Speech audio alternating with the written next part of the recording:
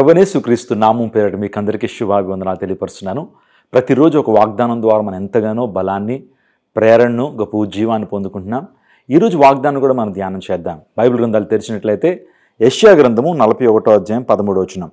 నీకు సహాయం చేయవాడను నేనే. ఈ మాటను వింటున్నప్పుడు ఎంతో ధైర్యం కలుగుతుంది కదా. మన ప్రభు అయినటువంటి దేవుడు చాలా సందర్భాల్లో నేనే నేనే అనే విషయాన్ని ఆయన నొక్కి ఉక్కాణిస్తూ మాట్లాడాడు. నేనే మార్గమును, నేనే సత్యమును, నేనే జీవమును అని మాట్లాడాడు. నిజంగా దేవుని యొక్క ఐడెంటిటీ ఏంటంటే ఆయన లోకానికి వస్తే నేనే అనాలి. నేను తప్ప వేరొక దేవుడు లేడు అని ప్రభు మాట్లాడుతున్నాడు. మోషే అడిగాడు, ఫరో అడుగుతున్నాడు, అయ్యా నీ పేరు ఏంటనంటే నేను ఉన్నవాడును అనువాడినై ఉన్నాను అని ప్రభు మాట్లాడాడు. I am that I am. నిజంగా ప్రభు నీకు సహాయం చేసేటువంటి వాడు నేనే అని ప్రభు మాట్లాడుతున్నాడు. అవును, నీకు సహాయం చేసేటువంటి వాడు ప్రభువే. రక్షింప నేరకున్నట్లు యెహోవా హస్తము కొరచ కాలేదు అని దేవుని లేఖనాలు సెలవిస్తున్నాయి. విన నేరకున్నట్లు ఆయన చెవులు మందం కాలేదని దేవుని లేఖనాలు సెలవిస్తున్నాయి. కాబట్టి మిమ్మల్ని రక్షించేటువంటి వాడు, పాపము నుంచి మనం రక్షించేటువంటి వాడు మన ప్రభువైన యేసుక్రీస్తు ప్రభువారు. అపవాది శక్తుల నుంచి మనం రక్షించేటువంటి వాడు మన రక్షకుడైనటువంటి యేసుక్రీస్తు.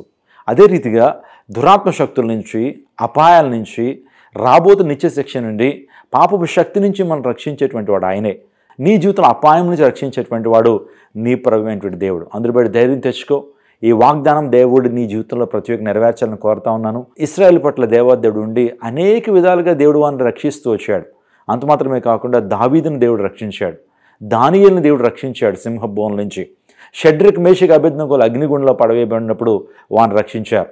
అంత మాత్రమే కాకుండా బైబిల్ గ్రంథంలో అనేక మంది దేవుని భయభక్తులు కలిగినటువంటి రాజుల్ని దేవుడు రక్షించాడు. దేవుడు నిన్ను రక్షించగలడు. అపాయం నుంచి దేవుడిని రక్షించగలడు. అపవాది తంత్రం నుంచి దేవుడిని రక్షించగలడు. సాతాన కుట్ర నుంచి దేవుడు రక్షించగలడు. చీకటి శక్తుల ప్రభావం నుంచి దేవుడిని రక్షిస్తాడు. కాబట్టి ఈ వాగ్దానాన్ని ఎత్తిపట్టి ప్రభుత్వంలో ప్రార్థించాయి. అతడు నన్ను ప్రేమించున్నాడు గనుక అతన్ని తప్పించదను, అతను నా నామం ఎరిగిన వాడు గనుక అతను ఘనపరచదని 97వ కీర్తనలో ప్రభు రాయిస్తున్నాడు. కాబట్టి ధైర్యం తెచ్చుకో. ఈ వాగ్దానాన్ని దేవుని పట్ల ప్రతి ఒక్క నెరవేర్చి స్థిరపరచును గాక. నీ ప్రతి కొరతను, ప్రతి అవసరతను క్రీస్తు యేసు నామములో తీర్చబడును గాక. కాబట్టి ఈ వాగ్దానాన్ని అనేక మందికి షేర్ చేయండి. ఈరోజు ఎవరైనా పుట్టినరోజులు, వివాహ వార్షికోత్సవాలు జరుపుకున్నటువంటి వారి కొరకు ప్రత్యేకంగా మేము ప్రార్థన చేస్తున్నాం. మీకు పుట్టినరోజు, ఆ తర్వాత వివాహ దిన శుభాకాంక్షలు మీకు తెలియజేస్తున్నాను. God bless you. God bless our India.